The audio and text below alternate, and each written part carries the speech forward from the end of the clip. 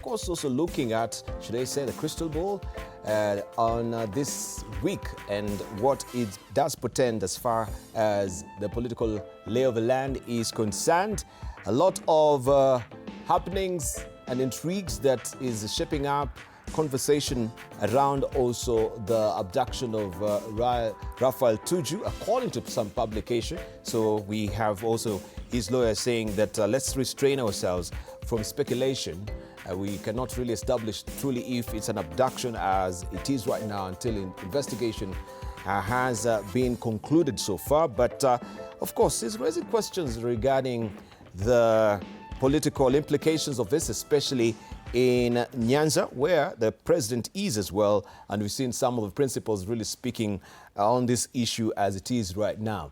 And we just want to extend a hearty welcome to our panelists this morning to take us through this particular conversation, and also you on social media, so that we can get to engage you as well and have a conversation if you have any questions regarding some of this latest development that we do have.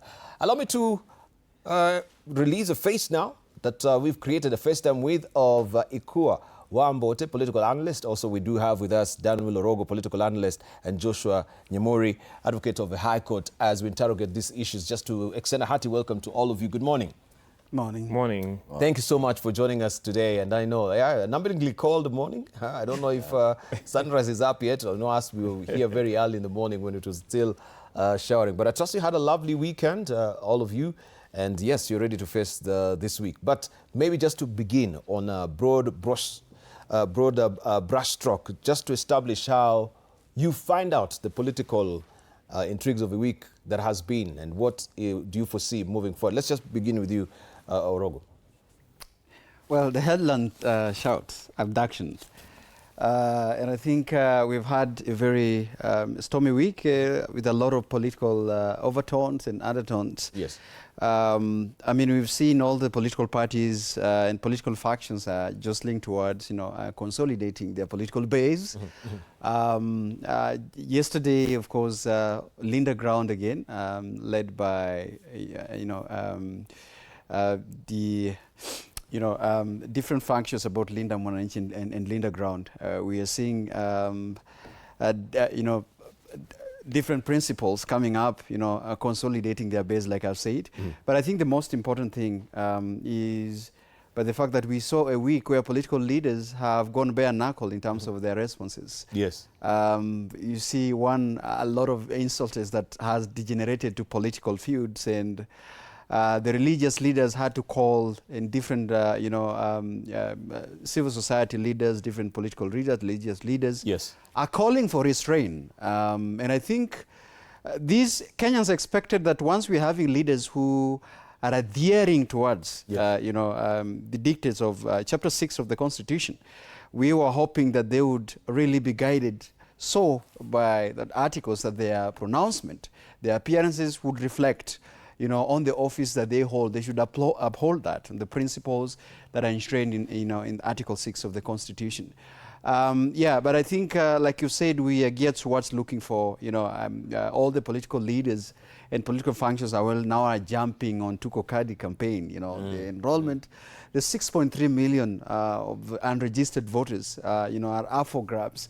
So I see that as a continuation of this week, because political leaders have jumped in this campaign, and young people are saying, no, this is a self-driven campaign towards ensuring that young people who had been known as people who are not registering for voters are now carrying out their own initiatives, to sensitize their constituency and demographics to go and do the most important thing to, meet their civic responsibilities.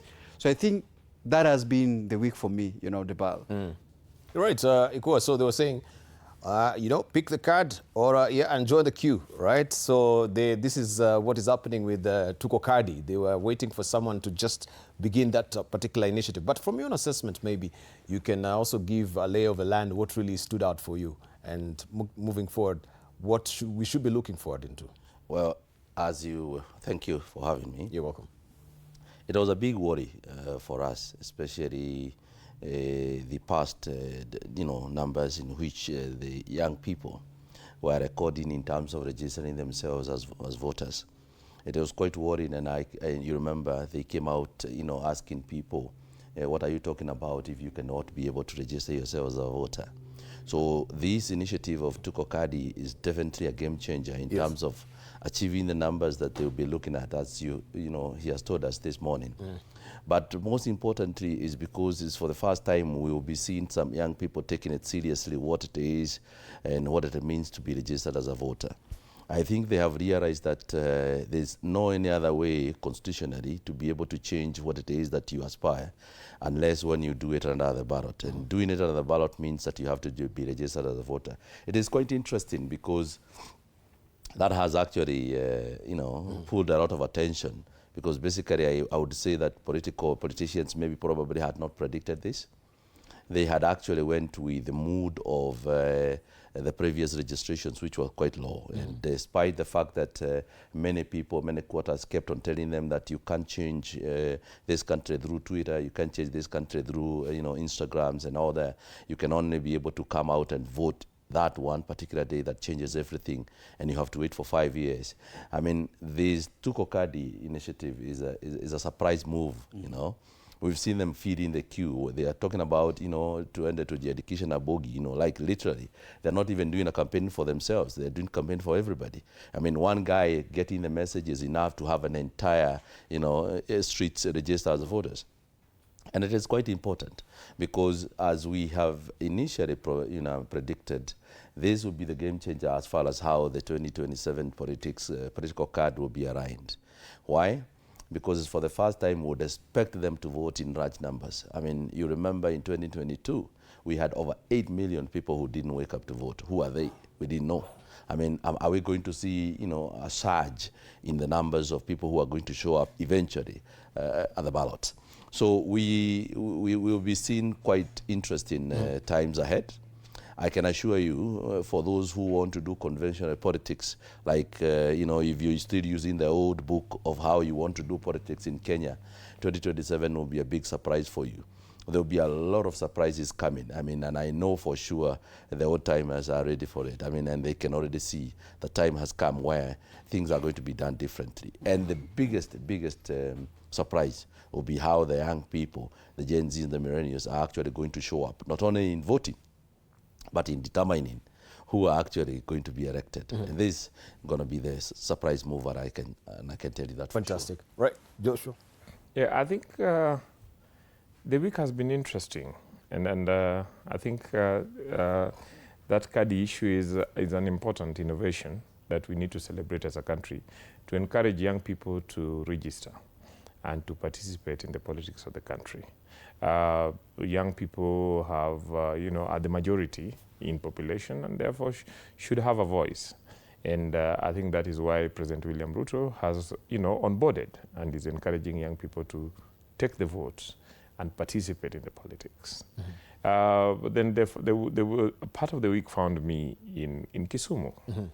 And a significant thing, not as pompous as, politics is, happened. And that is that the two presidents, that is President William Ruto and President Museveni, met in Kisumu to, launch the construction of the rail from Narok all the way to Kisumu, then past Malaba, to the western part of Uganda. For me, that is significant because it takes me back to, more than 100 years ago, when the idea of the Uganda Railway was mooted in the British Parliament. And some people opposed it, thinking that it is too expensive. I actually called it a lunatic express. But that lunatic express has defined development route in Kenya, so that you find that Kenya's growing economy is along the railway line. And so I see a situation in which parts of the country that had been kept off investment and declared as not being productive will open up new markets, new productions. I see East African community integration, especially the economic integration, being strengthened. And I see, especially when it is complete, a more united, a more equitable, a more wealthy, not only nation, but the region. So for me, that is something that we should celebrate. Mm-hmm. Yeah. And the president has been touting it as a game changer. It's been long in coming, right? Since we had also Ethiopia with the SGR itself, that they got it electrified. But people are also questioning, the costing of this SGR exorbitantly compared to what we had with a seminal example from Ethiopia and ours as well. And we're still not electrified. People can talk about costs, but I think the SGR procurement is a public procurement, and the best thing is for anybody who has an issue with it to then look at the details of the procurement process, and if they have any question, they can question at that. It is important to know that these questions are being raised in Kenya shillings. And when you look at what the dollar was when the first rail was SGR project was being signed, it was, I think, 88 shillings or something like that. Today it is 126. So definitely the shillings against the dollar would make it look bigger. But as I say, that just like somebody said 100 years ago, whatever the cost we need to incur to open up parts of the country is money well spent. It is money that will pay back. It is market opening. It is opportunity to young people. It is equity to the country. And interestingly, the voices that you see opposing this are voices from regions where public money have been spent to finance big public investments like the Thika Road and so on and so forth, like financing the SGR to a farm in Naivasha and letting it stay there without regard to whether it would pay itself. It is when SGR reaches Kisumu so that goods can be put on the lake and then extends to Malaba and extends to the western part of Uganda, and hopefully it will go to Burundi, South Sudan and other places, that then we could say that it will make economic sense to the country and to the region. And there is no cost high enough to ensure that every part of this country is connected, that every part of this country has equitable, share of development, that every part of this country, has opportunities that some small sections of the country have been benefiting from at the cost of the entire country. It cannot be that when it comes to Western region, then there is noise about cost. But when it is going to Mount Kenya, then it is unnecessary because it was a region that some people think should develop at the expense of the country. Joshua here sounds like he's a stranger in Jerusalem. when we're talking about the costing of it as well, we know even the president, when he was coming down to power, he said, this contract has been shrouded in mystery and ambiguity. We will disclose, what are the salient points of this particular contract that we do not really understand. And we saw that particular attempt as well. And then they quoted all the NDA, the non-disclosure agreement that cannot be exposed to the public. When it comes and saying the part of the contract is, is in the public domain, has information not really. Not really. Do you know even the costing and what was the contractual agreement from the beginning? We don't know what we actually really paying for as a country. If we didn't make it a controversy for the railway to move from Mombasa to Naivasha to serve somebody's farm, why should it be made a controversy when it is going to, serve the fisherman in Lake Victoria. We do not. Why should it be a controversy That is not the issue. when it is going to serve a farmer in Malaba? It's not a My point is that there are Just a moment. there are certain discussions that we need to have. I was as a actually country, but it should never be a controversy to stop the project from going The on. controversy was not about the serviceability of this particular railway. The contract was the costing of it that we are really paying for exorbitantly compared to other regions in this country. That's what I want to tell Wakili. There was controversy. There was hue and cry about the contracting of the railway from Mombasa. I think you can remember. And there was a lot of exposés that were done, even with the media stations, I think, to try to unearth the exact contract that was signed, Debal. And I think you've just referred into that. And until now, I think, and the way you've captured the president, the current president, had given a commitment that some of these particular contracts that were shrouded in secrecy, there was going to be a concealment for the public to see exactly what was the cost and what was the contracting mechanisms around that. Well, I tend to agree that on the surface value, there is the need for the country, to develop. And the president has been there saying that, development is a right for each and every region, and it should not be skewed in every region and bringing a lot of political undertones when he is going to certain region vis-a-vis the other regions. And to that extent, I agree with what Wakili is saying, that we've been in a country where there are certain sections, the political realities, Debal, and you know that. There are certain regions in this country that for the very first time, they were seeing development when devolution was opening up. They were seeing tarmac road when devolution was opening up, post-Katiba, 2010. And that is a reality when you commemorate each and every devolution conferences. There has been tremendous reports that are coming out of devolution. And there's been tremendous reports that are coming out, at least the national government trying to extend a hand to develop, to open up certain regions. And that, in the face value, that is a reality. But we also have to contend that there's a reality about accountability.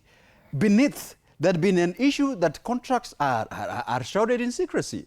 And I was just going to mention to you that you remember then, even as in the unveiling of this in Kisumu, overnight, the Chinese vice president is in the country. And it's not a coincidence, Debal, that even as much this particular financing will be done by the Chinese government through, the China Bridge and Corp Railway. I mean, there is an agreement around that.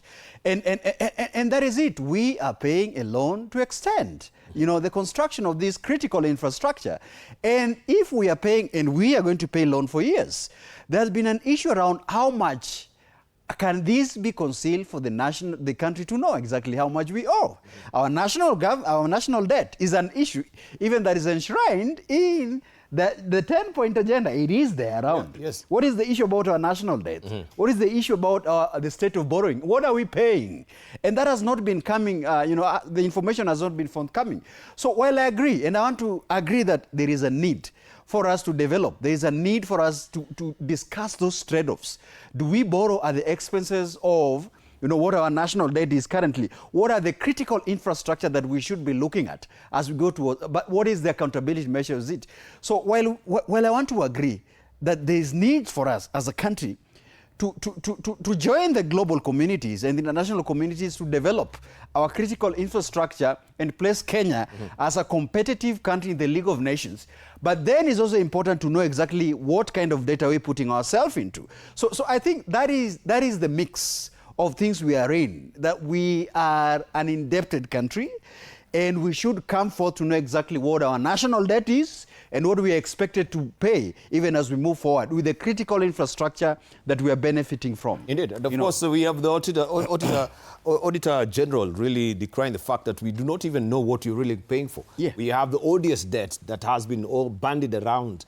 Exactly what are we paying for? And these are the things we are asking, from the beginning. The germinal idea of coming up with the SGR. Yes. What sort of costing really went into it, the cost-benefit analysis that we had from it, moving forward.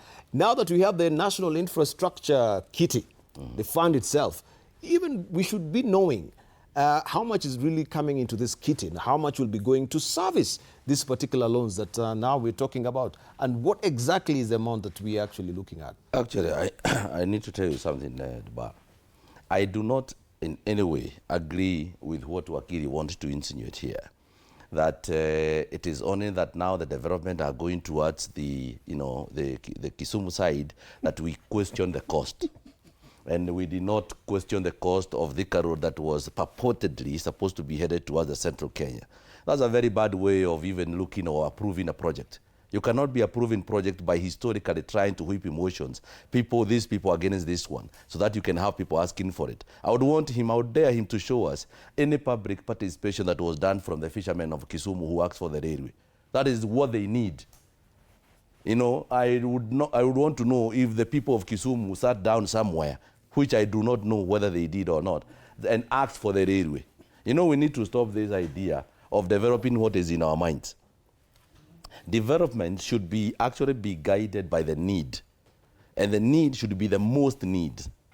And we should be able to, to invoke the Article 10 of our Constitution, where public participation is a requirement. I do not have a problem with Museveni wanting to have this railway so that he can stop all his trucks that are coming this way. But are we building it for Museveni just the same way we sold him the Kenya pipeline? I mean, we need to be very serious. And by the way, the people of Mount Kenya, when they are listening to, Wakiri saying about development that have gone there, how many places have you visited in central Kenya? So that you can understand the problems you are having. The Thika Road you are telling us is going to Ethiopia. Do we have people in central Kenya in Ethiopia? We don't have them there. It's going to Isiolo, it's going to Marsabit, it's going everywhere. It's a road that is actually connecting this country with another country. Just the same way we are saying the Rironi-Mau Summit Road should be done, should be done all the way to Maraba. Why? It's a corridor, an important one. So let us not start, regionalizing this particular debate, because the biggest problem of SGR has always been the cost. And by the way, it is always important to know that, for the government to know that we know that Chinese are operating this particular area, operating it. So every coin that is coming out of this, I don't know where it's going to, because you very well know even the trains that are carrying us to Mombasa, they have even been reported losses. How? How can you report losses when coaches are full and you cannot even get a space to go to Mombasa? Yeah, we can remember also the government was warning everyone, right? So to make sure they use the SGR to make sure the road. Do you know we have a railway levy today that was introduced because of this railway? It is still coming in as a loan. And the question we are asking is, was this the best cost thereof? Why was it not a competitive bid put up to public, where we can be able to say, Russia is offering to finance it at this cost, China is offering to finance it at this cost, another country from the other side is offering to finance it at this cost. So we have ended up picking this particular person. It's a behavior out of this government to make things exorbitantly expensive and still want to take credit of it. I mean, look at what they did when they Rironi-Mau Summit, and I believe even the previous government made a mistake. Remember, when we were talking about this SGR, we've had people tell us that even during Kibaki, they had actually signed that particular agreement. And when the next government came, where the current president was the deputy president, they actually skyrocketed the prices to whatever it is that we are now not able to pay. Now we are adding another loan that is going to be as expensive as it can get. And I don't even know whether this will be the most expensive railway in the world. And now, the only way we can justify it is because it's going to Lake Victoria to find a fisherman there. I don't even understand the logic around it. Look at it this way. We have a debt. Our repayment, we are talking about 75% of our income going into paying debts. We are adding more and more. No matter how much we baptize them, like whether we call it securitization or whatever we call it, it's still a debt. It's still a burden to the public. Whether it's a PPP, people are going to be charged for a road, to be told for a road that they do not have an alternative. No problem. It's still a debt. The way the country is being run and the way it is that we want to justify this extension of this particular railway at an exorbitantly higher cost does not make sense at all to a guy who is already struggling to pay taxes. We need to know that when you are actually doing or making this decision, you're not making this decision on your own behalf. It is important for people to know you're making this decision on behalf of the entire country. And the burden in which you are going to bestow on the people, they have to pay. They have to pay that particular loan. In any case, if we continue overburdening the country with debt, and an unlikely event, a tip of point of default comes in, if the economy will collapse, it will collapse to everybody, including the common mwananchi. So when you hear us questioning the prices thereof, we are questioning them because we would want to get the best out of it. We may want to keep the project. The railway project is very good, but at what cost? At what cost? Is it the best cost in the market?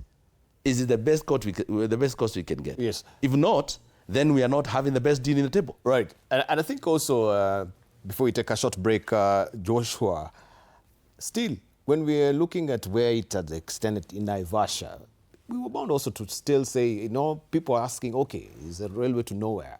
These questions that you're bringing was bound to come, Yes. that we need an extension. And still the costing will have actually come into play. It's a good salutary effort. We are not really saying that what the government is doing is not good. But I would want to remind you, we can see I would want to remind you how they campaigned. They campaigned that the port has been brought to Naivasha. No. And they returned it to Mombasa. Okay. Now they are taking it to Kisumu. It is important to, respond. It is quite unfortunate that, my colleague can sit here and say that there is no need for SGR to reach Kisumu, that there was no needs assessment, that there was not public participation, as if he has been in Kisumu, as if he knows what the people of Kisumu need, The same way as if he has a right to decide for us. You see, Kisumu as a city, the third largest city in Kenya, developed courtesy of the railway hitting the port of, the Kisumu pier, and goods moving through the lake. And when the railway died, then the pier died. When the pier died, all the factories that were in Kisumu collapsed. When the factories collapsed, our agricultural hinterland, the economy of the agricultural hinterland collapsed because our agriculture had nowhere to sell the raw materials to factories. And so it is annoying to sit here and then somebody who probably has not visited Kisumu, does not understand the economy of Kisumu, does not understand this history, can come and say that the railway is not necessary. For us, it is something we have always wanted. It is something we petitioned President Kibaki about. He failed to help us in it. We petitioned President Uhuru about. He lied to us that he was going to do it. He didn't do it. In fact, Nyakera, the PS for transport, declared that that project was not feasible. Okay? President William Ruto has become innovative and ensured that it works. It would have been cheaper to do it earlier on. Okay? Because definitely there's a difference between what the dollar was then and what it is now. But because people thought that it would benefit a part of the country that had been condemned to poverty and neglect and deprivation, they simply neglected it, okay? And so when the President William Ruto is meeting the commitment he made to open up that part of the country and connect us with the regional economy, then it is strange to find that some people have a problem with that. What I would want to say, the rail was necessary 100 years ago. It is even more necessary now. Let me tell you, that rail would, from the reports that we have, it would replace an equivalent of 200 trailers on the road when it operates at optimum point. Yes. It would reduce the costs of flight. It would recruit the cost of even buses. It would carry, you need to go to and use the SGR to Mombasa on a peak day and peak hour. Yes. And see the mass that it carries to Mombasa and back, the business that is taking place, okay? This is something that somebody cannot question, okay? On the issue of financing, whilst the previous projects were purely debt that were incurred to Kenya, President William Ruto has attempted to be more innovative by ensuring that they securitize the Railway Levy Development Fund so that it can fund this thing moving forward for the long run. That, that can be mixed with the bonds and so on and so forth, so as to reduce the burden, so as to ensure that taxation does not increase because of it. Okay? Rather than thanking the president for that, what are we seeing? Simply because we have a problem with the rest of the country being developed, we then question infrastructure. For me, this is the most callous, comment I can get especially from a national even, platform. even as we're taking a short break. Okay. So the question is not really about the question of a development that people are really against. It's a transparency that really comes with it. Yeah. And I think that is the conversation around here. That is exactly what I say. This morning, yeah. I mean, how do we establish this costing? We know when you talk in this country about budgeted corruption, this is when we have turnkey projects like SGR. I mean, this is where we have the spawning ground of you coming up with. I mean, some we have budgeted processes for questioning that. Yeah, yes. We have processes for questioning Which that. are the processes? Has anybody appealed against the procurement of the railways? But how do we appeal Failed. if it's not in the public domain? No, to no, question? no. I mean, that's, you can. that's as everyone is asking. Are you privy to that? You this can particular go. You contractual can agreement? go. The information that I am interested in, I have gotten. Okay. I am not interested in the controversy that certain people are trying to create because I am not seeing a challenge to that. So I am interested in the railway station. Nyamori has actually now the costing of it, we were not even told by the Minister of Transport himself. Yeah, because of the NDA. Well, I think we need to take a short break. We need to take a short break. We'll come back with you, Orogo. Right. We continue with the conversation on the other side of a break. You're watching Morning Cafe here on TV47.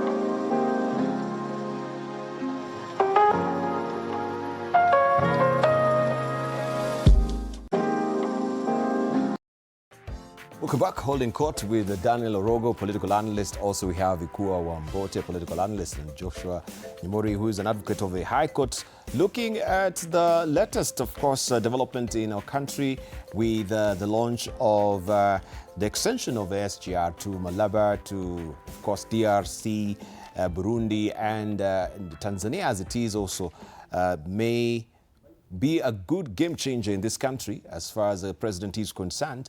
And this is what we are talking about, the transparency that really comes with it when it comes to the costing. Remember, there has been questions regarding the contractual agreement from the beginning when this was the germinal idea in the Uhuru administration. And the also incoming administration had promised that once they get to power, we'll know what was the contractual agreement surrounding this particular contract as it is right now. And we saw it.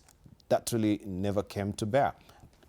Orogo, I want just to come to you. Looking also on the front page of the Daily Nation, as we're just discussing, 7 billion shillings is what we're looking at, you know, as Kenyans being penalized because of a contractual agreement that has gone awry, so to speak.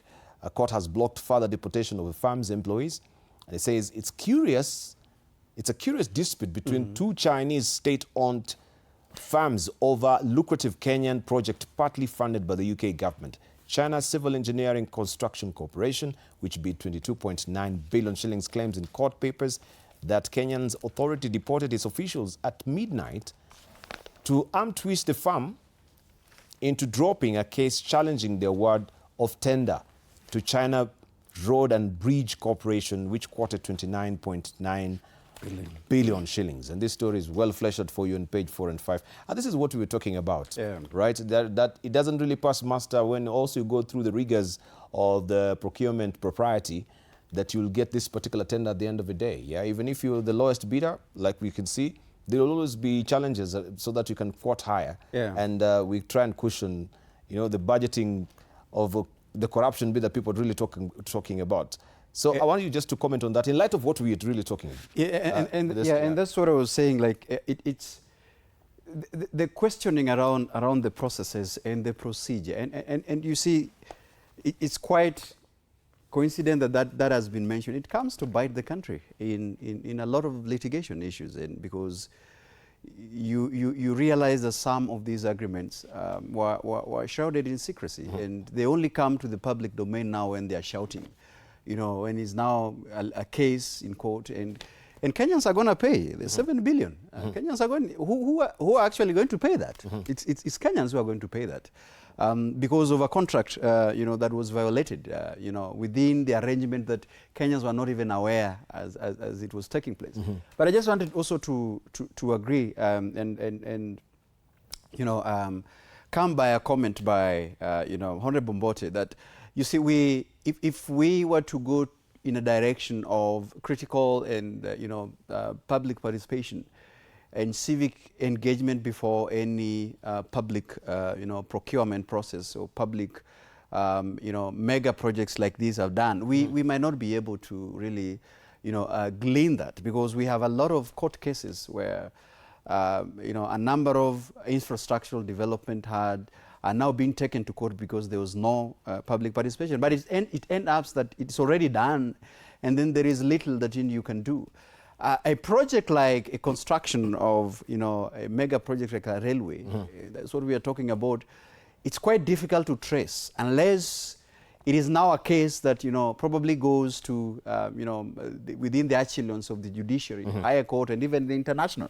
Like this one, probably it will proceed to, to an international or regional case, because it involves a Kenyan, government within. And Kenyan government might not really want to, be held to account for 7 billion loss. And probably these kind of contracts, sometimes the BAL, they are signed and committed to laws that are not really Kenyan as such. For example, talking about Chinese bridge and road constructions, those are probably contracts that they will commit you that if there is any dispute, then it has to be handled by a jurisdiction that is within the Chinese government or even the UK government. And that Kenyans will lose, because now if we pay, it means that we are not paying in Kenyan currency, what we are talking about with the Wakili here. So therefore, we cannot really commit and say, can we do this first and then handle the litigation issues later? You see now where they're bringing us to. Because then now when it comes later, we're going to pay hefty. As opposed to then we could have said, can we address it? Can we see if the public could, it's not a bad way. The projects are not bad.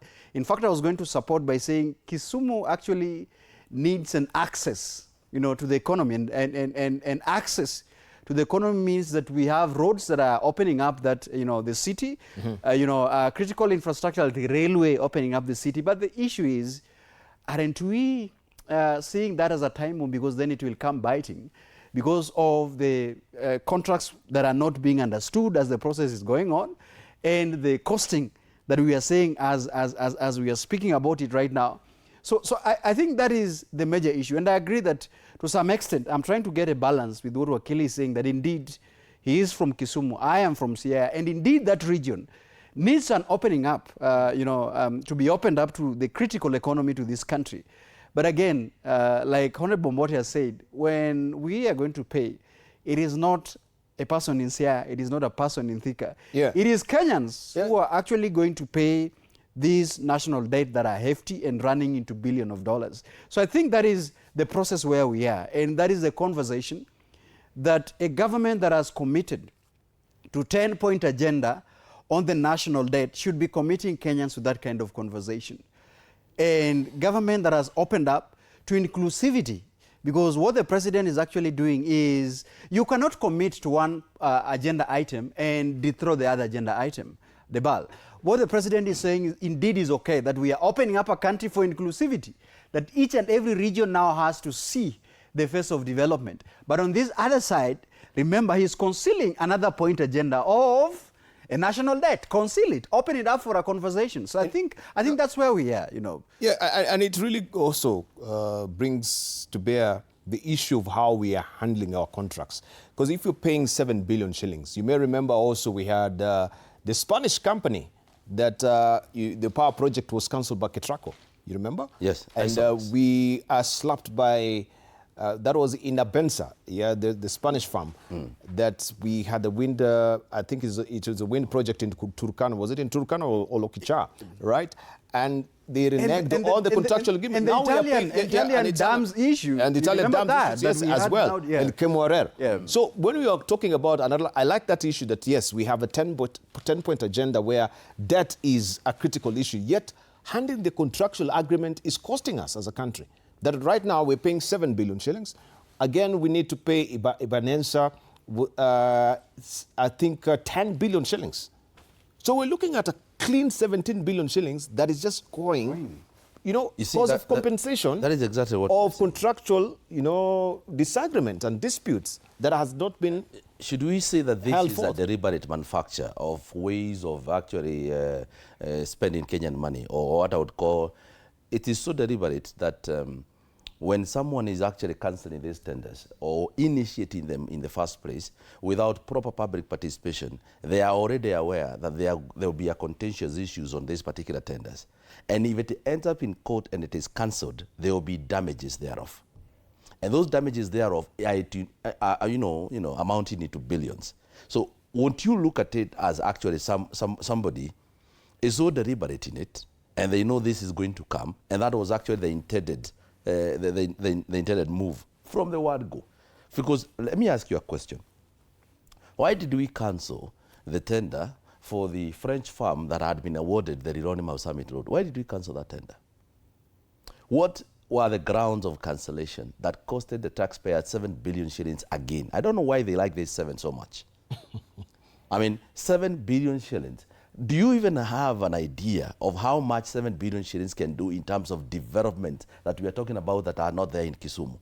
Even if we give them that 7 billion shillings to develop their local infrastructure, do you have an idea how much it is that they can be able to do? A lot of development can be done with that 7 billion shillings. Why is it that it was not painful from the government side for us when we were losing the 7 billion shillings? On this particular matter you are referring to, Debao, we have 2 Chinese farms that I believe qualify technically, because in terms of technical evaluation, you cannot purport that one is bigger than the other. They are both state corporations. They are big companies. They have undertaken very big contracts in this country, right? Yes. So why would we want to award the contract to the one that is 7 billion shillings more expensive if it is not somebody's kitty that has been topped up? Why? Why is it not painful? Why would I want to deport everybody else so that at least I can deny them an opportunity to do an appeal? Because actually this one they were appealing to the dispute tribunal or something. And probably they would have won. And if they would have won, the guy behind this would have lost the 7 billion. We are becoming excessively careless with money. And when we mention money here, it's like we are not talking about money anymore. You can't even lift 1 billion shillings off the ground. Ikiwa pesa na makaratasi yake, you can't lift it off the ground. But we are talking about 70 billion shillings as if it's nothing. Iyo tunaweza tupa. We have no problem with that. By the way, cancel that contract, pay these guys 7 billion shillings, let them go. Even the cancellation of Adani is yet another cost to us as Kenyans. Why is it that this is not a matter of concern to a government that cares, to a government that wants to be prudent in how they spend our money? Don't you understand that that's the problem we have? Accountability in government has completely diminished. People here, in the same page, I've seen that Kenyans have been costed 3.1 billion shillings by the travels of the president. I mean, another 3-point-something billion shillings, and you are telling us that there is a region that needs to be developed. With what? When you have spent all the money with these kind of things, what are you going to develop the other side with?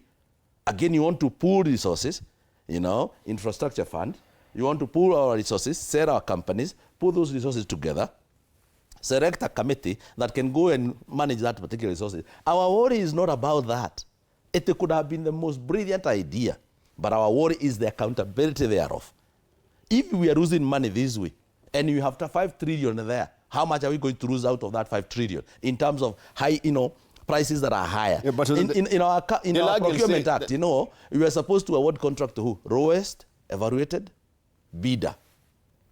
But in this particular cases, that is not what is happening. It's like we are awarding to the highest evaluated bidder. It doesn't matter anymore. Many people have been denied an opportunity to supply government because of the price, because your price is higher.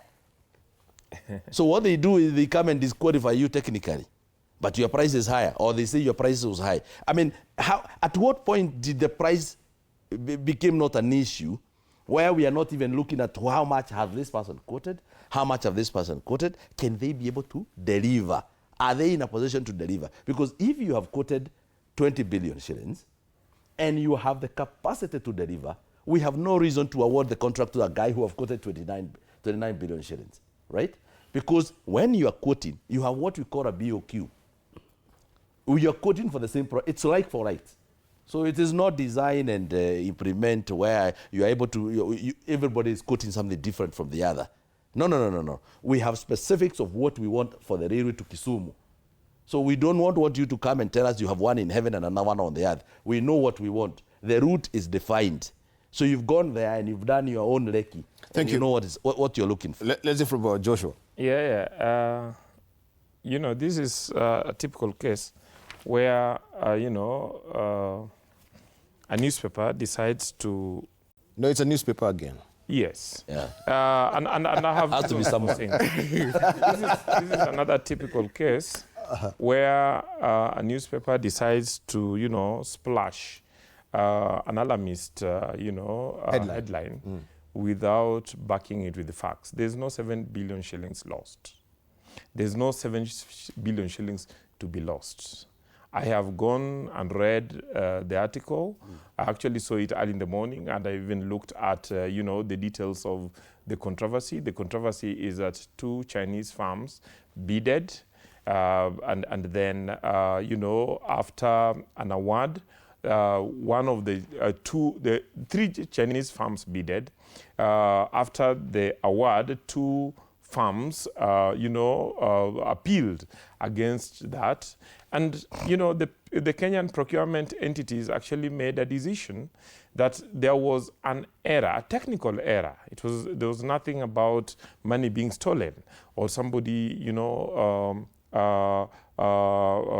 giving preference to another. It was that the company that won made the error of, rather than sending the flash disk that carried the financial proposal separately, it sent it in one package, okay?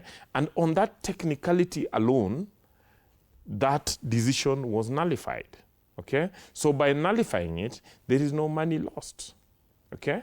So when they then say that money is lost because somebody is being deported, again, there is no information of the deportation. The only information we have is that these people went to court to block deportation. There is no information that there was any move to deport them, okay? And what the circumstances... Well, they moved on what to actually stop the deportation Kenyans, if there was no move. Kenyans go to court. Kenyans to go to court for anticipatory reasons. We don't have the facts. So we can just discuss. No. We can discuss. Allow me to finish. It doesn't make any legal sense. How will I wake up early in the morning to go to court because the anticipatory, you know, people want to deport me? The issue is, tell me which paragraph gives us in the newspaper gives us the details on that there was deportation. There's nothing.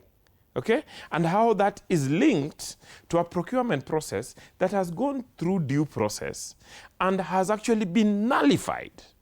So rather than thanking the government for ensuring that its systems are working, that where there is a technical issue, the procurement is actually nullified and allowed to start again, what we do is to, create a controversy.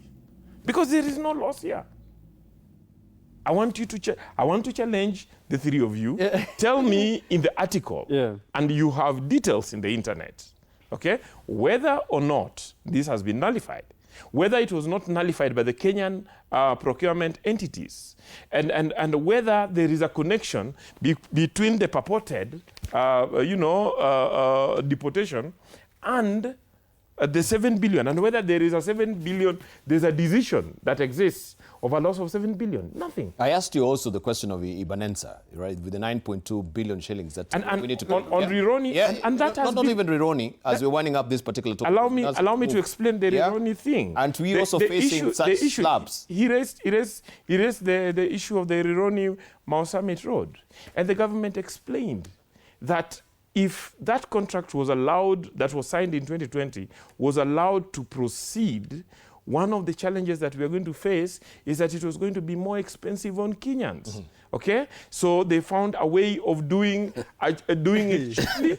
They found a way of ensuring that rather than, depending wholesomely on external debt, we could leverage the savings in NSSF and so on and so forth to ensure that we are able to finance it ourselves. Yeah. So again, that is a case in which we should actually thank the president and the government for being innovative to protecting the interests of Kenyans and ensuring that the cartels that had previously captured the procurement process are stopped from benefiting. We signed a more expensive contract. The question that is supposed to be cheaper. Yeah, the question that I'm seeing actually on that is that the petition, the guys are petitioning why they had the lowest bid at 22.9 billion. That was not the controversy, and the decision has been made. I have and I think that is what I think that is the controversy. Yes. The controversy was that the winning firm had sent the technical proposal together with the financial proposal. Let's go to the cost. The winning firm. How much they so it's in the packaging itself that is the winning firm. That was the technicality. The decision was made. Basically on that technicality. The winning was given 7. Okay. The least because the lowest bidder was at 22.9 billion. Yes. And then that was by the Chinese civil engineering construction. And then the government did not give the lowest bid. They gave China Road and Bridge Corporation, which bidded for 7 billion. So that this is on account of a technicality. So the lowest bidder failed when it went to the highest bidder. Yes, and it went to the highest bidder, and then they appealed. I think you guys, it is important to listen to facts and then argue on facts. The issue is that 3 companies bidded, okay? The first company, China Bridges, quoted 29.6 or something billion. The other one quoted 22 point something billion. Okay. Now, decisions of procurement is made both on technical grounds and on the technical proposal and financial proposal. Okay. So it is possible that you could have a very attractive financial proposal.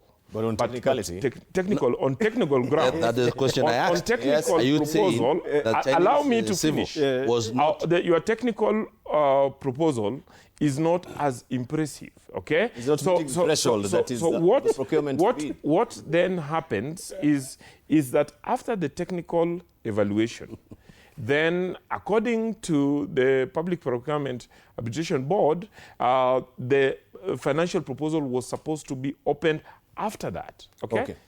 Okay, so this is a procurement process Thank that you, has been Wakili. terminated. Thank you. It is Let's not arbitrate it. Let's wait for the courts maybe to make the judgment. Then we'll come and find out who now is telling the truth. Whether it is on account of the technicality. You know what that means? Yeah, That's we need to move painting on. a donkey to look like a zebra. When the time comes, it will still go ahead and... All right.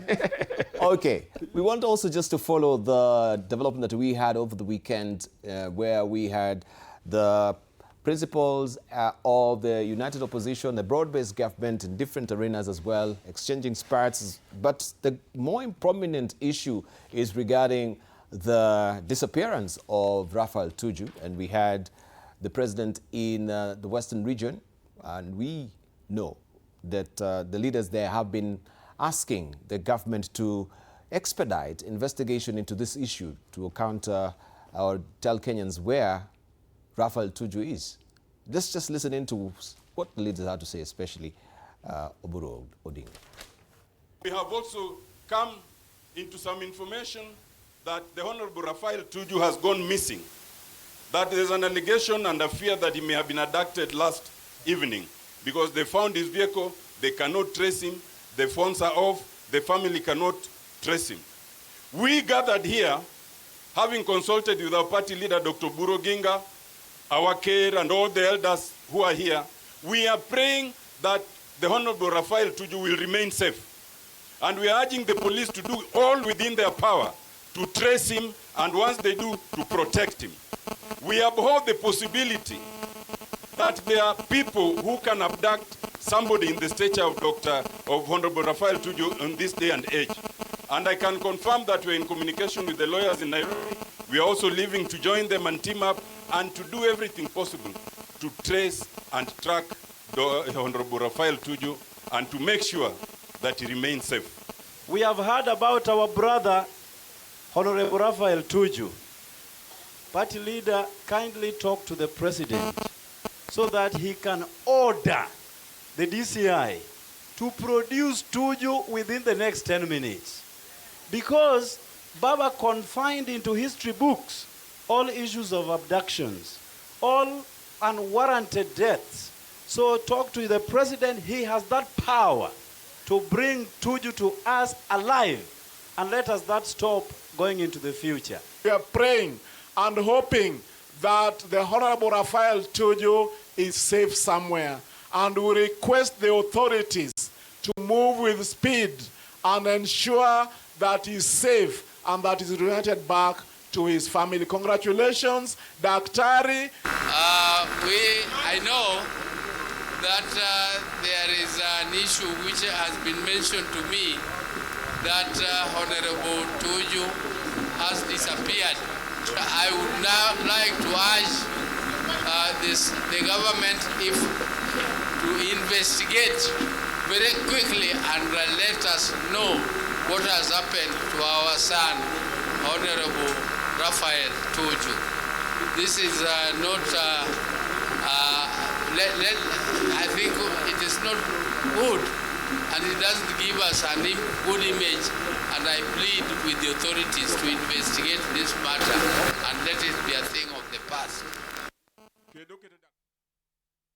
And of course, we've had the lawyers of Raphael Tuju imploring the public to refrain from speculation as it stands right now until the investigations are expedited and we know what has really happened to Raphael Tuju. But of course, we can talk about the implications of this, especially where we have a president in Nyanza right now, and this is happening just right before his eyes. So they're calling on him, the government, to reveal where is Raphael Tuju. So as issue of abduction, and I think that also is part of the 10-point agenda as well, the enforced disappearances as it is. Do you see any, or people are overbraining it? Do you see any clammy fingers of government on this? This we've heard also from Anyang' Nyong'o saying that state power should not be used to try and resolve commercial disputes like we see it here. I think I've lost my sequence. Is it Orogo or is I think it is Ikua. I think I can. Yes, please. I can just start it by. This reminds me and takes me back to when we had a lot of abductions happening in the country, And I remember one government senior official, he was the former Attorney General, Justin Muturi's son was abducted. And when he was giving the story of how that happened and how he managed to have his, secure the release of his son, he actually had to go and see the president. And he has actually publicly, stated that the president actually, called the NIS boss. And the NIS boss, had to come and say, oh, we're going to release him. So what does that exactly confirms? And how, where does that place the government in future as far as now matters like this, the disappearance of Raphael Tuju is concerned? Who will ever believe if we go and tell them that the government is not involved in abduction or disappearance of Raphael Tuju? Let me tell you something, Dibala. There is absolutely no one in this country and beyond who has more powers than the government itself. There's no one who has more information than the government itself. Forget about any other thing that you hear. Even our own president, President Ruto, has to be fed information by the same government. There is a debrief, security briefing to the president every day. And if you do not feed the president with the information, he will not know. How else is he going to know? We are lucky these days we have social media and everything. That's how we got to know information. But there is a whole mechanism that exists in government called the NIS and the security apparatus. Those people have invested and they are using your money that is not even being checked how much they are using to ensure that they have information, because information is power. The fact that Raphael has disappeared or is missing for a couple of days doesn't mean that there is nobody in government who knows where he is. I can guarantee you today there is someone. I may not even be able to point a finger to the president and say the president knows, right? Because he's also fed information. But I can assure you, if the president wants to know where Raphael Tuju is, he will know. Somebody needs to be serious and take our country serious. There is nothing that goes beyond our own freedoms that have been guaranteed to us through the Constitution. There's a reason why that particular Constitution exists in the first place, so that we can be able to coexist with each other and we could be able to know the rules of the land. That way, you are not able to cross mine. We normally say that your rights ends exactly where mines begin. When this gentleman is missing, it means that his rights has been infringed. He has been denied the right of freedom. He's been denied a lot of his rights. And let's start with the wood. It doesn't happen that anybody decides to harm him. What does that entail to? So we need to take the country serious. And when we are running the country, we need to know that running a country is not viewed in rose and terms. There's nothing that is as big as his life. There's nothing that is as big than his freedom. Because basically he may lack many, but when he has life, when he has freedom, this gentleman can wake up in the morning like today and show up here. But if he is not in a position to show up here, what does he have? Nothing. He has nothing. The most and fundamental thing that we need this government to guarantee us is life. Because if they are taking it away even before God calls us, then what do we say we have? And our freedoms. Freedoms to be able to come here and have a conversation for the nation. But what would be the interest of government in abducting? Well, as I said, the government is aware. I did not say the government could be having the interest. But you understand that some of the people that Tuju is fighting are very powerful individuals that could have strings or could have powers to pull or use, some of these government bodies wrongly. Because I don't understand why would we say the government have no interest and they have not been able to produce him within the shortest time possible. If for sure there was no external influence and they have no interest in Raphael Tuju, why is he still missing? Why is he still missing? He would have produced. I started this conversation by telling you, me and you, Duba, we have very little information as far as government is concerned. The government is the power, is the powerhouse of information, is the powerhouse of access of intelligence. They are the source of intelligence. They even have external relationships in terms of agreements and treaties where they share information with FBI, with Scotland Yard, with everybody that they exist.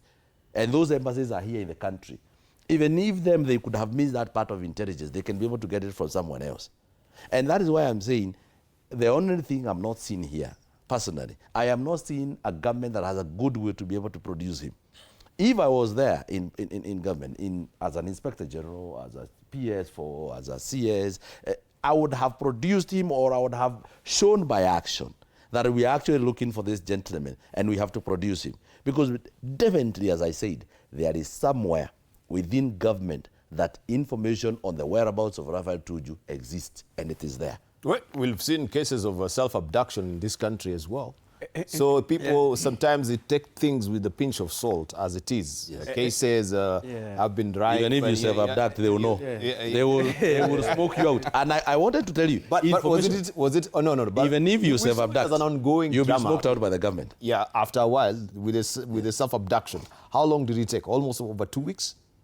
Yeah, wasn't the government really involved in trying to make sure and clear the air about it, the ambiguity around it? We'll come to you. Let me just come to Okili and ask him a question, because I think we've had very powerful companies here mentioned. I don't want to mention names that are remotely connected to powerful individuals in the country that are behind, the interest around this property.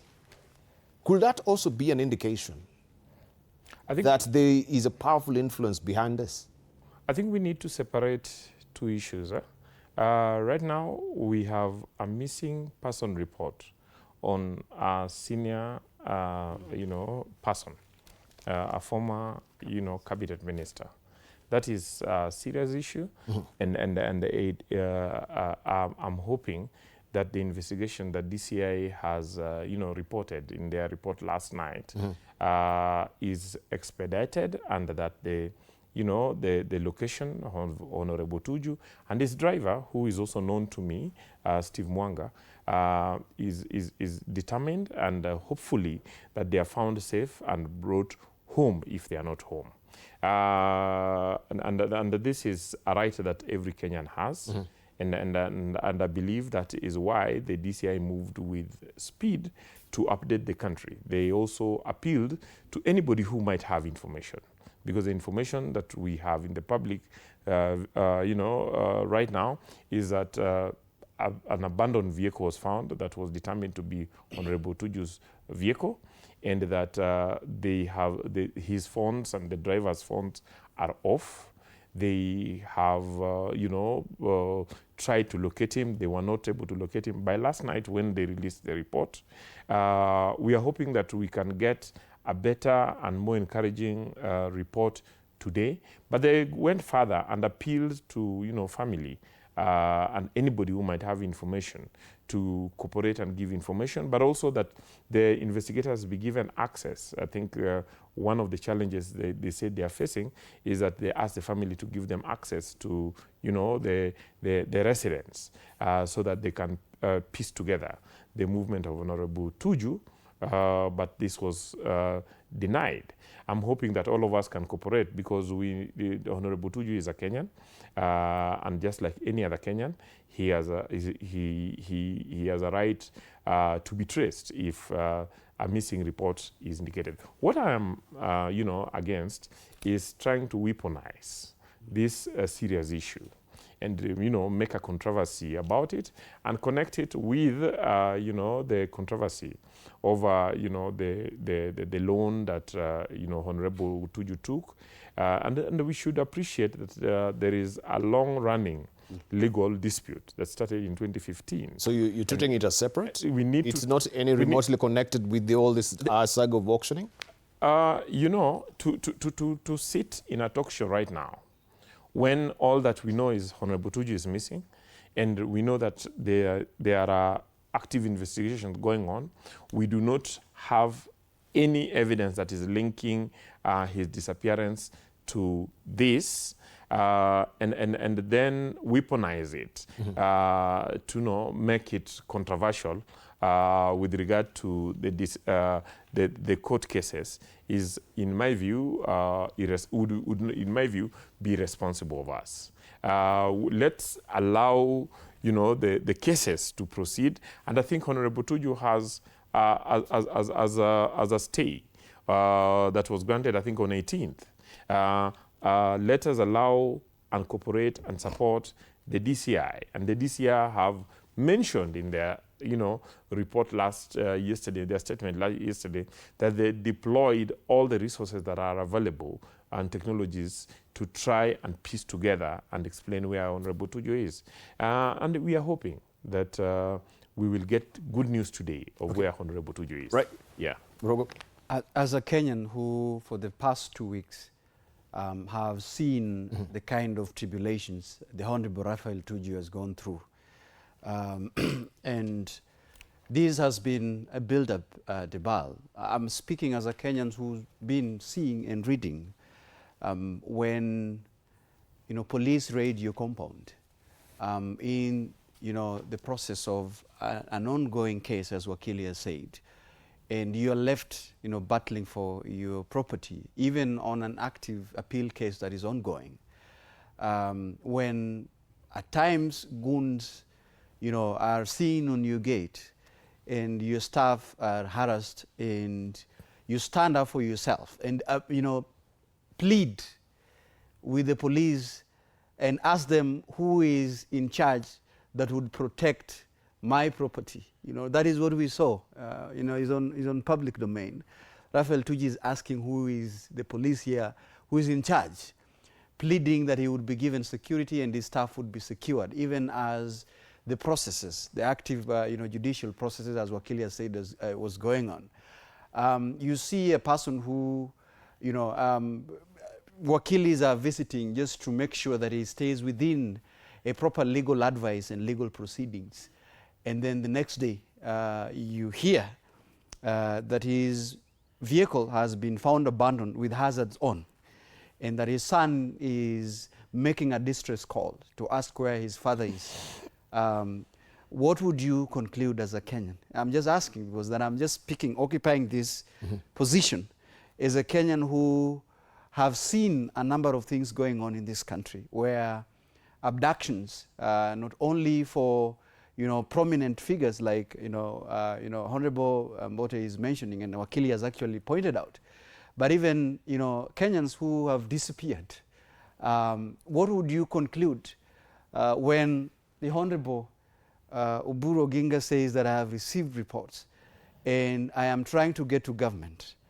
When honorable members of parliament are asking that speak to the president, so that the president would speak to the concerned authorities, so that Raphael Tuju would be released. But what would you think? Because this is what I'm thinking as a Kenyan, when the process for me as a Kenyan is that judiciary and the processes of justice itself probably is failing, and that it takes an authority, a president or a deputy president or the director of intelligence to make a phone call so that someone would be found out wherever he is.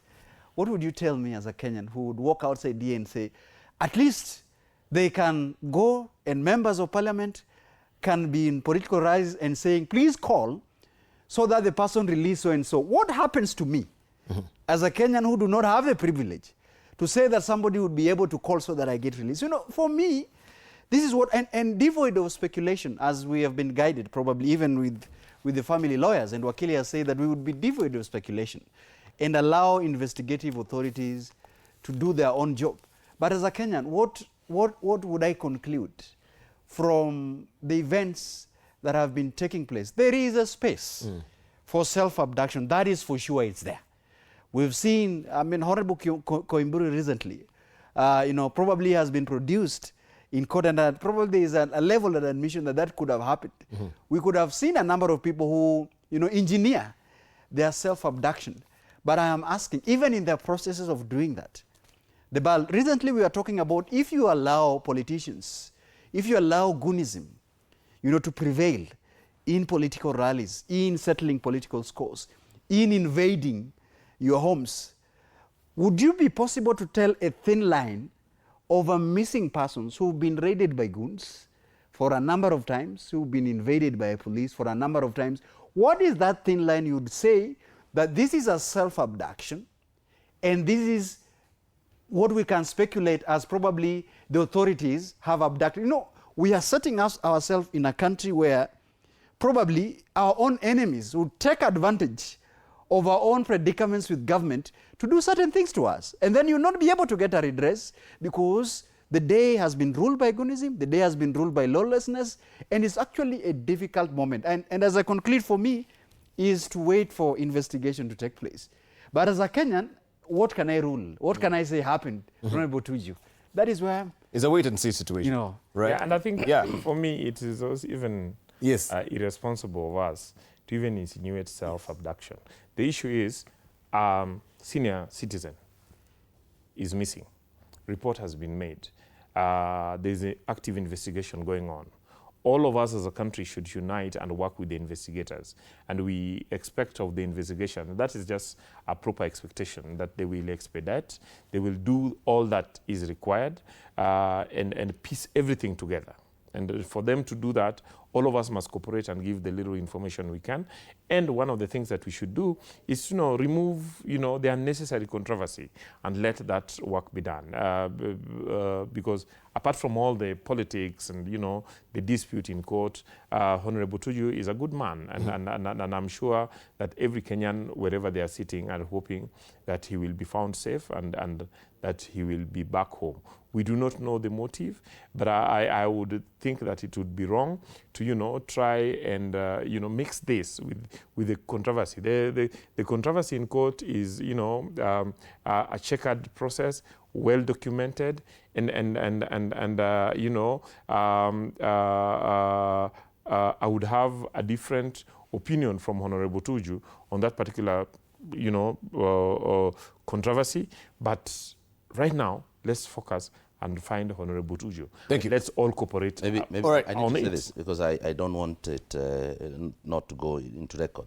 I think also, Orogo, you're not hearing Rush. We need just to release it just briefly, yeah? But before Orogo goes, I need to ask a very simple question, and I'm happy how he has been able to put this together. So the question is very simple. If a person of caliber and statures of Raphael Tuju can disappear just like that, and as he's rightfully put it, that there's a very thin line in between what I would call the abduction that has happened and probably the speculations on self-abduction. What would happen to a common mwananchi? I mean, that is the question that I would want to put to us this morning. So, are you safe yourself if a person of this status can disappear just like that, and we are putting into investigations? Remember what I said before, and I know the government normally, they are watching this. We know what the government is all about. We know the machineries they have. Kindly, let's not take people around with statements and things like that. Let's just make sure that this gentleman is found before probably the unfortunate happens. Indeed, indeed. All right. Even as we're winding up, I want just to circle back on an issue that we began with the Tuko Kadi initiative. And I know you've spoken quite largely on it. Just to give an emphasis, even as, the week is now sort of, beginning, so to speak. By the way, even on the issue of Raphael Tuju, I think, I don't know if that is confirmable. We saw some reactions from University of Nairobi last night. No. I wanted us to, that was a rumor. It was a rumor. That was a rumor by my learned colleague. Let me. That's what I'm saying. This misinformation is very dangerous. Yes, and Harvey, I've just seen Honorable Harvey has gone on his page and corrected the fact that University of Nairobi student leader has called him and told him that's not the fact. To do with the Honorable Tuju. Yeah. That was water. You see, a water dispute. You see, yes, that's what I'm saying. That's what I'm saying. A lot of misinformation. Yeah. That's why I said it is not confirmable facts. Exactly. Yeah, but you can see people now will latch into this, and now you can create such a an uproar in the country that now university students. What if now another university picks the tab and say, University of Nairobi has actually now gone to protest. And it's coming from a very senior council in the country. That's what I'm saying. Let's just be responsible. Noise. Let's focus on the investigation. Indeed. And support the investigative bodies to help find out where Honorable Tuju is. Indeed. Yeah. Dangerous, but it's good that it has been corrected. But still, as we circle back on the Tuko Kadi beat, do you think this momentum will taper off, or will it continue until 2027? Well, I think the momentum is expected to continue. I know the IEBC have a date for what we call the mass voter registration coming up, which means that now it's going to be decentralized to, from the constituency office to Mashinani, like where people are.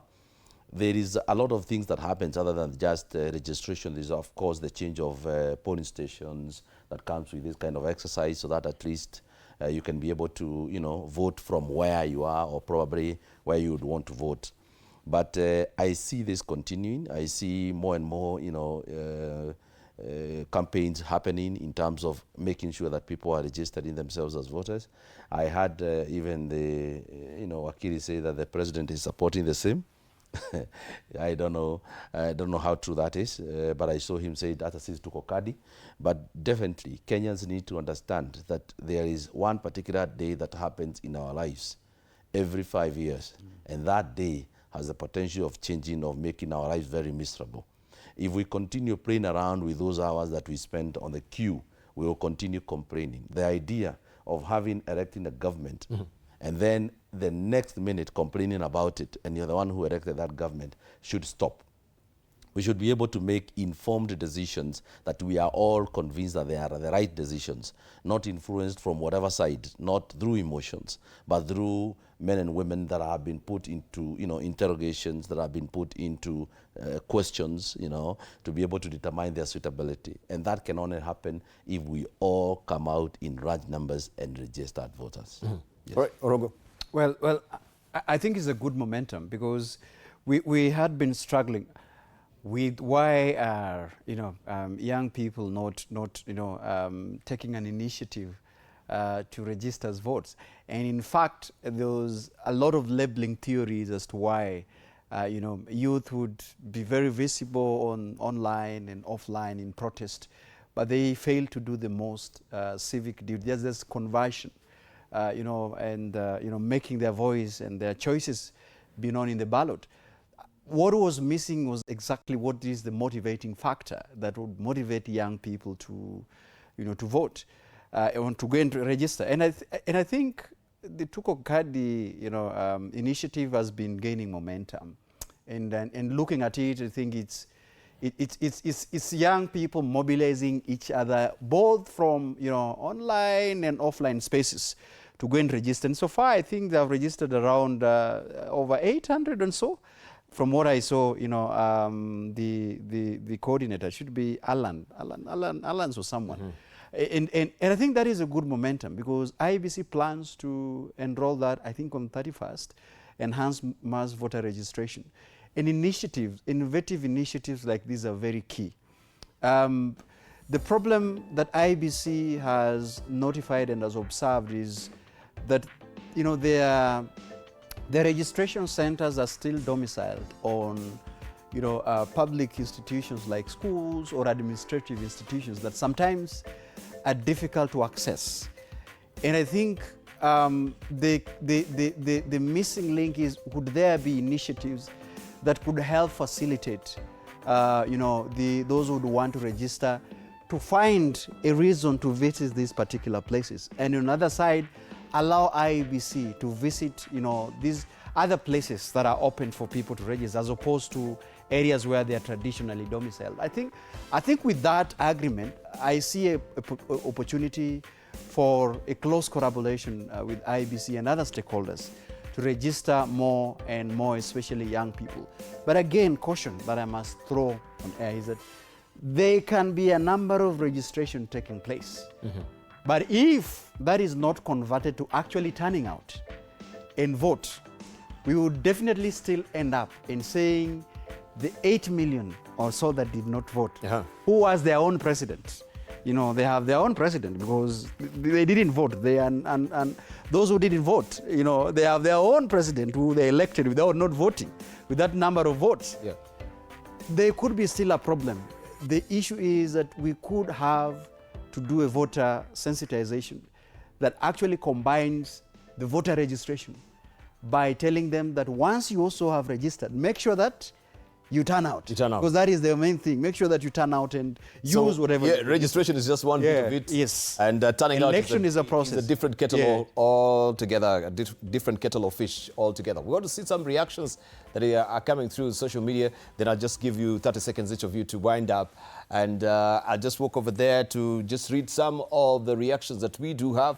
We have Brian from Nairobi saying, Gen Z ndio wameamka. Leaders can't hide anymore.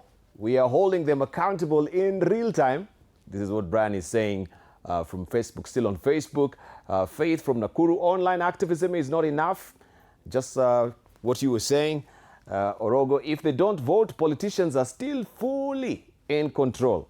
So you can pick up the vote, the card itself, but you need to turn out as well. Kevin from Kisumu, they're changing the conversation, yes, but not the results yet. 2027 will be the real test. I think I like also that bit. They're changing the conversation, yes, but the real test is in 2027. Yeah. That's now where the rubber meets the road, briefly, as we're winding up. I like the hype to get more young people and everybody to register as voters. But we must appreciate that the challenge in our registration has been structural. And the structural that, I keep talking about regional, equity and inequality. And the fact that, the reason why certain parts of the country are more in the register. For instance, Mount Kenya community are only 17% of the population, but 27% of the voter register is because of the efficient birth registration, efficient registration. There's even a suspicion that there could have been, underhand in registering more people because, for instance, Nyeri has 58% of their population registered, while Migori has only 34% of their population registered as voters. And then when you look at this, it comes to, are the infrastructure availed? Thank you. Are the opportunities availed? Thank you. And President William Ruto and his government is making quite a big show in correcting that problem. Thank you. And I can tell you that for instance, in Nyanza, we have quite a lot of work going on in voter. Thank you. I know. You cut us a good game. That is for another day. Right? Joshua Nyamori, advocate of the High Court, thank you for coming through as well. Daniel Orogo, political analyst. Ikua Mbote, political analyst. I really do appreciate. I know you're gagging for a closure, but we can do it next time. Thank you so much for watching Morning Cafe. All right, Morning Blitz. It's up next.